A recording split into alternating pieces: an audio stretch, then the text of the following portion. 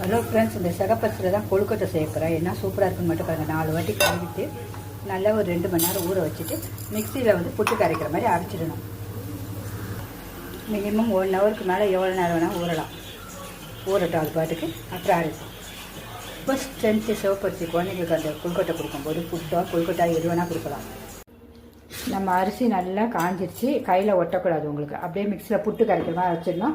அதை அரைக்கும் போது ஒரு ஏலக்காவும் ஒரு பிஞ்சு சும்மா சுவையை கூட்டத்துக்கு உப்பும் போட்டுக்கலாம். கருப்பட்டியை கொஞ்சம் தண்ணி ஊற்றி நல்லா காய்ச்சி வச்சு கொஞ்சம் சூடு பண்ணி வச்சுக்கோங்க. பாகு பழம்லாம் கிடையாது, அப்படியே காய்ச்சி வச்சுக்கோங்க. அதுக்குள்ளே இதை அரைச்சிடுவோம். புட்டு மாவு பழத்துக்கு அரைக்கலாம் கொழுக்கட்டை.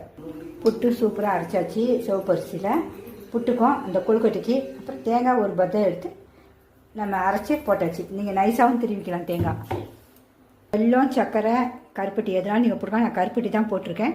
நல்லா இப்படி சூடு ஏறினா போதும். ஊற்றி நல்லா அப்படியே கொழுக்கட்டைக்கு செய்கிற மாதிரி நல்லா பிசைகிற மாதிரி ஊற்றி பிசைஞ்சு வச்சிடணும். இப்படி கை வச்சு கலரிக்கிங்க, சூடாக இருக்கும், கை பொத்து போயிடும் கையில் வச்சா. மாவு நல்லா இந்த மாதிரி பிசைஞ்சிடணும். சும்மா சுவைக்காக சும்மா ஒரு சொட்டு தப்புங்க நெய் ஊற்றிருக்கேன். அந்த ஷைனிங்காக இருக்கும் கொழுக்கட்டையில் வரும். நீங்கள் வேணால் நிறையாவே ஊற்றிக்கலாம். ஊற்றிட்டு நம்ம கொழுக்கட்டைக்கு எப்படி பண்ணுறோமோ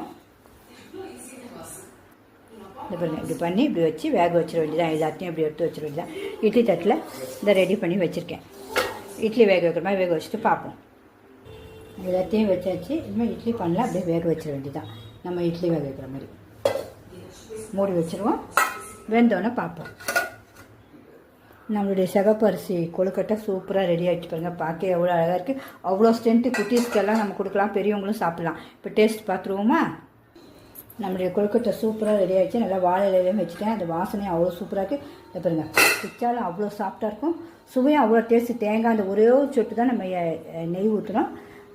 ஒரே ஒரு ட்ராப்ஸ் தான். அப்புறம் கருப்பட்டி இதெல்லாம் போட்டுக்கணும். டேஸ்ட்டும் பார்த்து காட்டிடுறேன் பாருங்க. அப்பா வேறு லெவலுங்க. அடுத்த காசமாக எல்லாமே இப்படி செஞ்சு சாப்பிடுங்க ஃப்ரெண்ட்ஸ்.